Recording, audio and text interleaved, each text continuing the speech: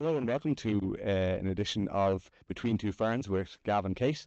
We're here at Learnosity to launch an exciting new product called Bank Health Check. My name is Gavin Cooney. I'm the founder and CEO of Learnosity. Joining me today is Kate, Dr. Kate, if you may, who is a product owner who runs our AI Labs team in Dublin. The mission of Learnosity is to advance education and learning worldwide with best-in-class tech. AI really fits in with that. Huge opportunity. AI is the biggest threat to the education industry in 10 years, whilst also being the biggest opportunity in learning in 100 years. So we created an AI Labs team in Dublin that Kate heads up, and a big team there who are building out these products. And this is today we're launching Bank Health Check. It's a big launch from the AI Labs team in Dublin. Kate, talk about the AI Labs team and how that formed and what's that like? Yeah, so it's exciting. Myself, an engineering manager, we've both been in the company for a bit. I actually moved here from California to come join the new team. We hired out a group of, software engineers, data scientists, people who have experience with AI. We have product, we have design. So we have a nice little group that's a little separate from the rest of the company, and that allows us to, move fast. That allows us to test things and iterate, which is really great because when you build a customer base, it's a little harder to experiment because they have certain expectations. So be able to sort of work silo, but at the end of the day, we still have those customers. We understand their needs. And when we go to launch, we can rely on an infrastructure team that really understands how to build scalable, reliable products. This is a startup within a startup. Yeah. And trying to use our expertise. We have deep domain expertise, but also try and move a bit faster like a startup. Yeah, exactly. So we have a team there of data scientists, software engineers, people with machine learning expertise, product designers, product owners. Yeah, full team. Full team. About 25 new people in that team, and about 8 people from the existing team. Creating and managing content is expensive. There's about 415 million items authored already inside Learnosity. About a third of those have images in there, about 19 million math questions in there. Very small amount of these questions end up having full hints and distractor rationale in there just because it's so expensive to do that. Again, a small percentage have alt text done there with the when they're authored against the images. It's a huge amount of items to manage and update. And it just makes sense for Learnosity to be doing this. To build out a product to help our customers manage and update their items. We're absolute experts in this area, and combined, it's probably the largest item bank in the industry. And we kind of see those issues. We see what needs to be resolved. We've worked with our clients on this before. We understand how difficult and expensive this is to update. So, authored content loses value fast. You have to then, it's kind of expensive to keep that up to date. There's these ever evolving guidelines that change state by state, those guidelines and requirements. You've got accessibility requirements. The market is evolving, and it's really expensive now to move items from state to state with different guidelines. It's very slow and it costs a lot of money. So enter Bank Health Check. The idea here is that you keep your item bank fresh. Huge opportunity in this area for AI to improve existing content, refresh all of that content in bulk, expand the lifespan of those items, and increase that flexibility and enable our customers go into different markets. So how it works broadly is you have all your items in the existing Learnosity item bank. You can import those then into the Bank Health Check into what we call a collection. So maybe you'll import all of your math questions or all of your chapter 7 questions into an Bank Health Check. We call it a collection. Then you can run AI jobs on that. So we're looping through every one of those items. It might be 15,000 items, it might be 100,000 items. And you're looping through all those items and you're performing a job on that, whether that's analysis or transformation of those items. And then you have a kind of human in the loop quality assurance process where you go through each one and accept or reject each of those changes. When you're happy with all that, you can export the items back into your item bank, and now it's back in your item bank to be used by students and teachers.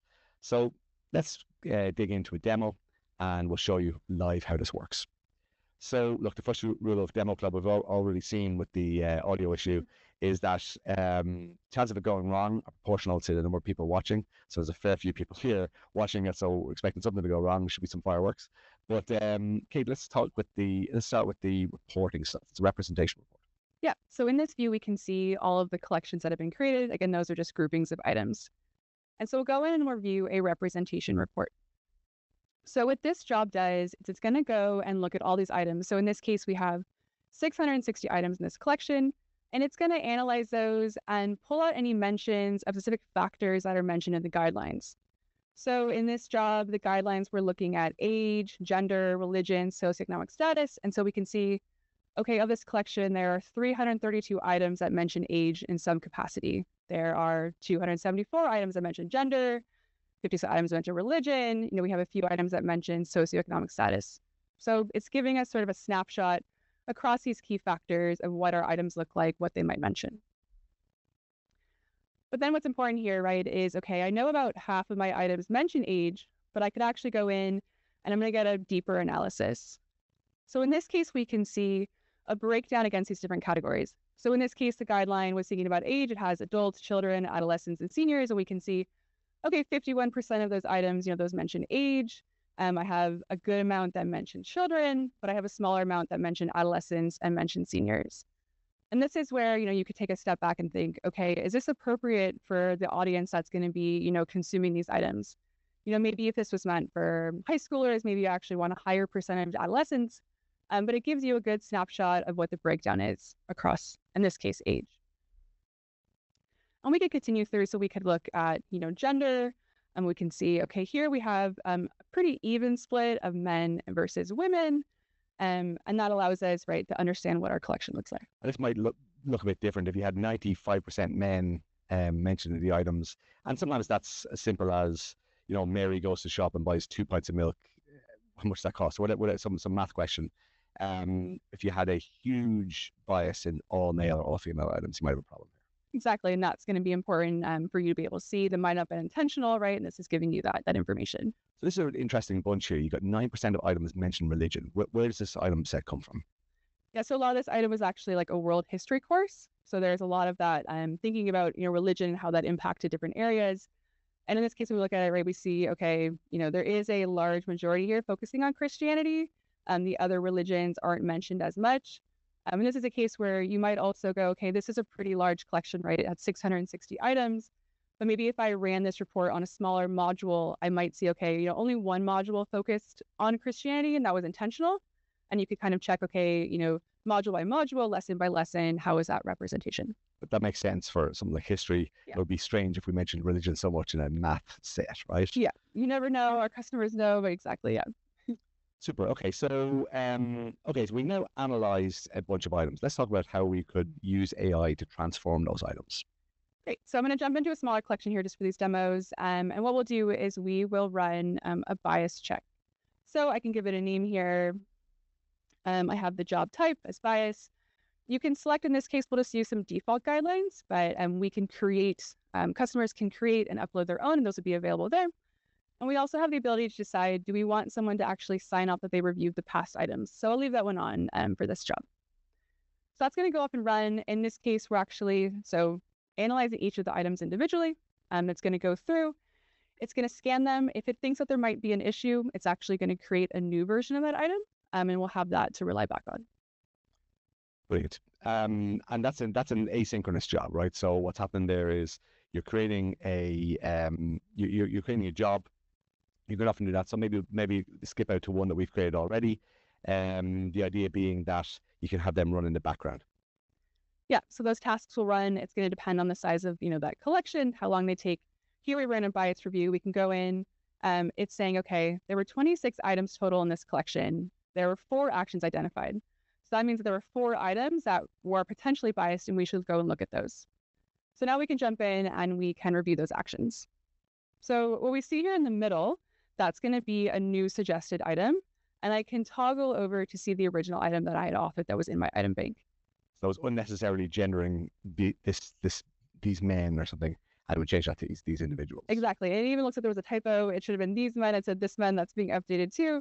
And what's great is we can quickly see on the right-hand panel, okay, these were the different categories that were used. It passed a lot of them, right? But gender was flagged. There's no reason to say men. It's just talking about military veterans. So I like that change. I'll accept it. And I can go through, right, each of these items, item by item, and either accept. I might want to reject. I could skip it, maybe to my manager to decide that. And that's going to be a really nice workflow. So in this case, the original item used the term Eskimo, and it's saying, okay, Inuit is a more respectful, current term. I'll accept that. We can go through each of these items. Again, in this case, we have a gender piece flagged. It's talking about a nurse. And if I look at the original item, it says she, which is unnecessary to this question and only perpetuates a stereotype. So that's going to be a lot better if I just keep it neutral. They, again, you can see how this works. I'm going to go through and I can accept all these. We've heard from customers before where they're spending a lot of money going through large sets of items and working through kind of guidelines state by state. So here it make that a lot simpler. Okay, so we've now looked at text and analyzed that. Let's talk about images. Great. So if I'm just going to mark, so I reviewed this. I just checked over the ones that were complete. I signed off. So now I mark the job as complete. Just to note, now we have a more updated version, right, of our items. They haven't been pushed back yet. This is just in our collection. So now let's talk about, images. So you said earlier, right, a lot of our content, a lot of items have images in them. And there's a lot that we can do with images. We can definitely take those and sort of analyze them. But what we'll also do is generate alt text. So in this case, what the job will do is it's going to run. Again, look at each of those items in the collection. If there are any images that don't have alt text, it will actually generate that for us. And again, flag those items. There's just a few seconds there to run through 26 items, went through all the images and created alt text. So let's have a look at those images. So here, this first item, we have a math question. It has, a triangle, and we can see, okay, that's being described well. It's not giving away the answer about what the length of AB is, but it's providing all that pertinent information that's there. So if I had accidentally missed this alt text, I can just save it here, and then my item is going to be updated. We can look at some more items here. So this one is, another math question, thinking about base 10 blocks. Again, we're going to get a nice description of that. And again, the idea is you can go through and sort of quickly review and accept any of these updates. And it's careful not to give away the answer in that. It has the context of it being a question, and you're not trying to give away the answer in that. Yeah, it's important when you think about like an accessibility perspective. It's not just a description of the image, right? It's supposed to be useful for a screen reader in the moment. So we feed in the question, we feed in any of the text that's in that item so that the description really, or the alt text, is going to be really grounded in that question. So like here's a case where, it's saying, look at this diagram and, what does D represent? And we're going to make sure the alt text, right, doesn't actually go through and give away too much. Okay, so we've talked about images now. What about video and audio? Yeah, so similar. If we have any pieces that have maybe an audio or video player, we'll go through and we'll generate transcripts. So I'll go through, I'm just going to grab another collection here because I don't think that one had any videos. But here I ran a transcription. We can go in and we can review it. There's going to be, right now we have an item. It has our video player, some instructions that someone needed to review and then, reflect on. And we can see the generated transcripts here on the right. And that's a short enough transcript, but there's no kind of practical limit for that. Yeah, I think this video was only a minute long, but, we can generate, the full transcript there. Okay, so that's kind of specific things running through there. You can see kind of theme there. Let's talk about correct answer validation. Sure. So I'll go back here. This was the one that we ran earlier, right? It already completed. I completed it in the background. We can just sort of delete that one because we've already gone through, and we'll now run a correct answer validator. So, some of the things we were talking about, bias, alt text, and those sorts of things, those might be pretty specific for certain needs, but if you're authoring, auto-scored questions, you definitely want to make sure the correct answer is right. And that's going to be so important to flag, especially before it gets to the hands of a teacher or a student. And this isn't just multiple choice, right? So we're going to run through, we'll see what comes out from this collection, but it's going to go through almost all of our auto-scored questions, check that validation, and if there are any issues, it's going to create a new item for us. Multiple choice, fill in the blanks, drag and drop, fill in the blanks, drop down menu, ordering, math questions, complex math questions, everything. Yeah. So the first one here is just MCQ. What is the capital of California? We can see what was the show answer there. Okay, the original item had, the answer says Los Angeles, but actually it's Sacramento. I'll accept that. We can go through these. Right. So it's not just multiple choice questions here. We have a charting question type. So if we go to the original one, it accidentally had, brushes set at 3, but, it said it should be 2. So we can go through and we can provide, an updated item that actually has that correct answer set across, a wide range of these different types. Again, looking at a huge item bank here, it enables your authors to focus on the 1% that's wrong. Yeah. So you run through thousands of items, and it gives you a couple of dozen that might be wrong. Yeah. And it's so important, right? Especially if you just create a ton of content, right, to do that review. Super. Okay, so there's a few things that we've added in as what I call moments of wonder in our authoring experience. We have AI kind of scattered into, obviously we've author aid and in the authoring experience itself. One of the things is Distractor rationale. In author aid, when we're generating questions here, you're able to have kind of work solutions and feedback and hints and that kind of stuff. So let's look at how we generate that in bulk over a bunch of, say, multiple choice questions or drag and drop questions. Great. So yeah, author aid, when it generates an item, right, you have the option to generate Distractor rationale, which is so helpful for those learning opportunities. But we want to give you that same functionality, but for content you've already created. So I just ran a Distractor rationale job here. Of the 41 items, it found 29 that did not have Distractor rationale. We can go through and review that. And we can see, it's going to provide, affirming positive feedback. It's not going to give away the wrong answer for, the incorrect distractors. And we can go through here. We could review all of these. We're going to update, 29 items. Now they all have Distractor rationale, which is great.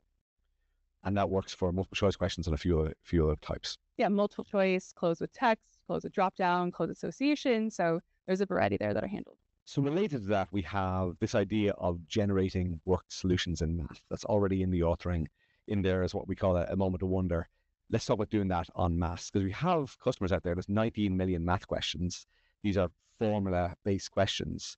So generation of worked solutions there is really, really valuable. It wasn't really possible before to go and do such a thing. So let's look at that.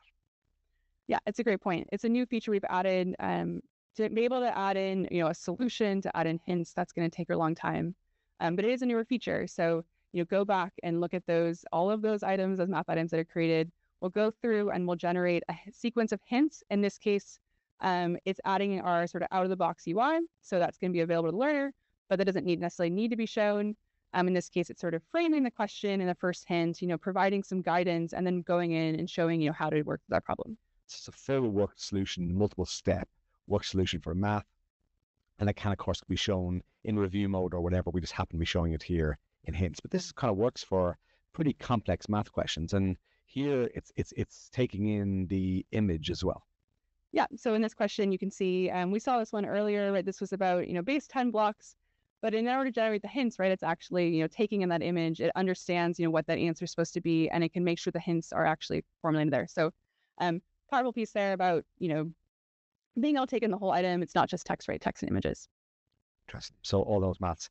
The other thing that we do as well is translation. So right now we do it really effectively for item by item or small groups. But here, being able to translate whole item banks is a really frequently requested job. Yeah. So I'm just going to go through and just close up that other one. We're looking at Distractor rationale. I could take those items now. We can look at translating them. So again, the workflow, right? You close out one job and then you start a new one off of that, updated version. So in this case, I can go through and I can do language translation. And what we're going to do, right? We're just going to select what language do we want to translate it from. It's going to take in, the current language that it has. So you can see here, we offer a lot, 42 different languages that are available to target into. Good to see Irish in there. Of course. Yeah. Have you speak Irish yet? You've been here months. Not yet, no. Okay, well, for the sake of a demo, maybe let's show Spanish. Sure. So we will go and run this job. Again, it's going to take all the items that were in there, and it's going to translate them into that target language. So this is great if you're working across, a large item bank or something like that. So it takes the items, the distractor feedback, all the hints, the correct answers, everything. Yeah, exactly. So it's going to go through everything that's in that item. So what's visible, what's not visible, right? And it's going to translate all of that, any feedback, any sort of additional metadata that you might have, that's all going to be translated into that target language. despite spending a few months in a Volkswagen Combi van driving around South America, my Spanish is as good as your Irish. So I don't know if we should review these, but anybody who speaks Spanish will be able to see some pretty good and decent contextual translation here of the whole item, all the feedback, and so on. Yeah. That's brilliant. So what about stuff that we haven't thought of yet? Yeah, it's a good point. We, we're talking to customers and doing all these things, but it might be the case that, maybe you just want to run some bespoke analysis. We did a representation report, but you can imagine you're trying to do a specific task and you just need some information about your items. And so what we're building is what we're calling a custom item report. So the idea here is that you can set up your own query. So maybe I need to update tags on items and I want to do it by subject. So I could come in and I could just say, classify the items by subject. I could give it some information if I wanted the output in a certain way, and it's going to go through, right, and run across all of those items, and then have, I'm going to have a nice report, and then I can go off and I can do whatever I need from that. And export that out as a CSV or whatever, so you can do whatever analysis you want to do yourself. Okay, so what would that be used for? Give some examples. Yeah, so there's different ways we imagine that being used. Some of the things are more like classification. Maybe that's the subject or the appropriate grade level. Also, doing some comparison. So you could say, let's say if it's longer than 3 paragraphs, say yes or no. Some more quantitative examples. And we know that customers are always going to, again, like you said, have those ideas that we haven't thought of. So just giving them that flexibility to do what's best for them.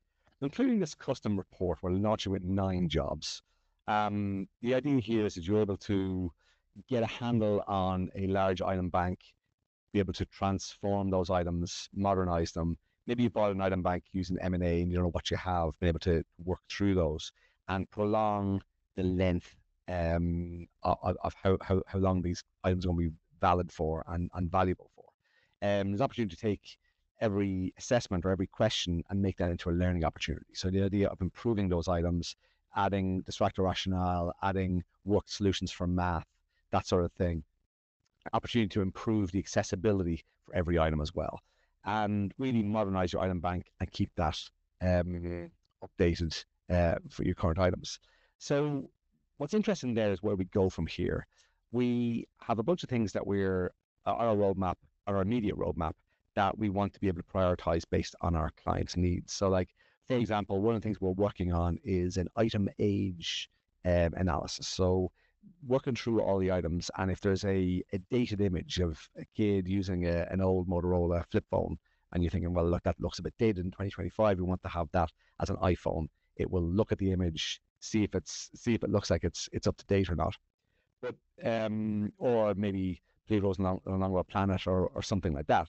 Also, outside the education space, let's say you have a JCB digger and you have 10,000 questions based on the version 1.2.3.4 of the digger. They're bringing out a new version 1.2.3.5, and you want to pass through the manual for that digger and pass through the 10,000 questions and see if they still align to that material. Do any of them need to change, or any of the questions need to be updated in that way? So this is a kind of alignment to source material is a huge opportunity there to see what's out of date and see what's not aligned to source material. Yeah, and we also, we have Feedback Aid, which is an AI scoring product that focuses all on rubrics. So you need to have rubrics for your items that you're going to use with Feedback Aid. So what we're testing right now is the ability to do AI-generated rubrics. So you could actually go through, find your essay questions, and now add rubrics to those, and those become compatible with Feedback Aid, which is a really great opportunity. We also are looking at, question type conversion from a couple angles. You could think from more of like a maintenance perspective. Maybe you have some deprecated question types and you want to update those to our newer version that allows you to take advantage of new features. So that could be a really useful tool. But also thinking about, question types that maybe you want to just update, change an MCQ to something that's a little more dynamic. Thinking about, improving the content that's there. Yeah, like an older exposed MCQ question where you can convert that to a fill in the blanks or similar. Yeah. Look, we love solving these problems, and what we want to do is work with our customers here to work through your use cases and prioritize the things that will make a huge difference for you. We know our customers are spending a lot of time updating items, and it costs a lot of time and a lot of money. So really, we're inviting you to reach out to us and we'll work through your use case and prioritize what will work for you. So with that said, that's our kind of quick demo done. We wanted to move to Q&A. Um, so uh, firstly is how long does it take and how many items does it handle? Okay, so the many items, it takes about 15,000 items right now. If there's a use case where you have 100,000 of an item bank or something, that's fine. Come and talk to us, and we'll up that limit. We figured 15,000 was a reasonable limit. You've seen all the demos today where generally a few hundred, and they take a few seconds to do. But it's designed to be an asynchronous task. It's designed to be, hey, I'm going to throw 10,000 items at this for all of the items for algebra, all of the items for for chapter 7. And it'll run through this, would take a couple of hours, run through everything, and come back and have this kind of asynchronous kind of review process from there. Yeah, and you can also, it's not just, the importing or whatever that you can come back to, or the job analysis. You could even, break down the work as reviewing as well. So that's all, saved and something you can come back to when you need to. Does this, Kate, question in here, does it hallucinate, and how do we validate whether it works well? Yeah, that's a great question. That's where our data science team really plays a good role. That's, part of building up the AI labs is to bring in people with different expertise. So anytime we're bringing in any of these new features, so if that's, thinking about alt text or Distractor rationale, we're going to take a step back and think about, what is a sort of quality outcome here specifically for that task. And then we go through and they have a whole evaluation pipeline. So they're defining the right metrics, making sure they have appropriate data sets to test against. They can test, different models, they can test different techniques, and make sure we're really having, a high quality output at the end. And then we can also, monitor after we have that live to make sure there's no regressions and stuff like that. But that's really just like part of the workflow. We also know, right, item bank content is really important. So we did build a workflow so that, someone is going through, they are reviewing it. They're going to have the final say of what actually gets saved and pushed back to their item bank. So that human review is also really important. A question in here from Matthew, who's a senior psychometrician. Understanding the primary focus is K-12 centric, would you see these tools applicable to areas like certification and licensure, where item banks are considered to be smaller and where language may have some very specific context? Yeah, absolutely. I always default back to education use cases and education examples. And a lot of the Learnosity customers, a lot of those 400 million or so items are in that space. So that's kind of what we're talking about here today. That said, we absolutely see it as really, really valuable and really, really applicable in the kind of certification space. You'll have noticed at the end there, I did give an example around the age of items, and that being it, like passing through a manual for a new piece of machinery and then looking at those items. That's the kind of use case here we think would be really, really useful. And, backing up a bunch of that kind of analysis around using RAG to back it up around like PDFs of us content that's very specific to that domain, as opposed to just using an LLM and kind of general knowledge for those things. So passing through the manual for a new piece of machinery or something like that. So we absolutely see that would very, very applicable. And it's absolutely what we want to do. And if you have a particular use case, certainly come and talk to us. If so, can it be run against items in a separate item bank, or does content need to be in Learnosity? Yeah, so right now the content needs to be in Learnosity. That said, we can import all the content into Learnosity. So generally, content exists out there in a QTI or similar kind of XML or whatever format. We can import that into Learnosity and we can run all the stuff against it. We're launching today, thinking about our own customers, existing customers, and that huge amount of content that's already in there. But importing into Learnosity is absolutely part of the idea here. Another example here, another question here is retranslation. When the items are translated, are new items created, or does translation replace the original item? So that's a good question. That's not necessarily about translation, but any of the jobs. So after you're done and you've run however many jobs you want to do, maybe that's just one translation, and you go to actually export those back to your item bank, you have two options. You can either overwrite your existing items or you can generate new ones.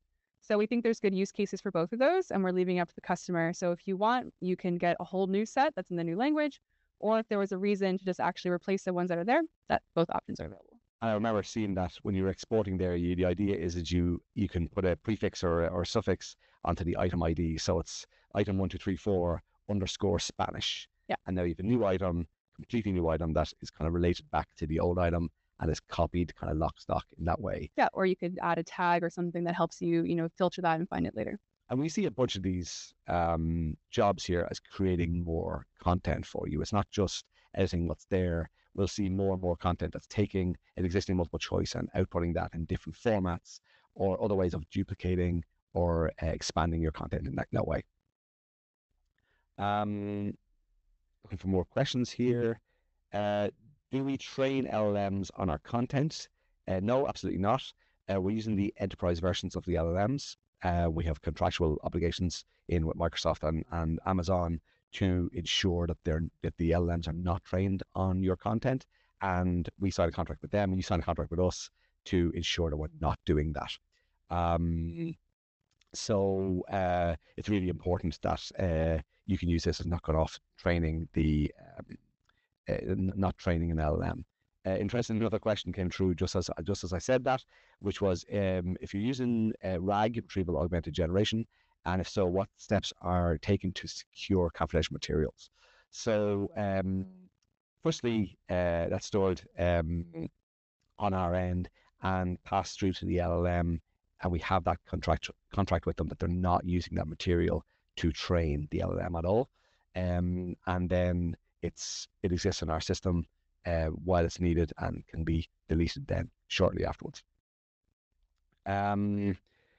What can customized parameters be set around the creation of alt text? For instance, could it be restricted to, and the question cuts out for me there, but I think there's kind of length stuff around alt text and stuff like that.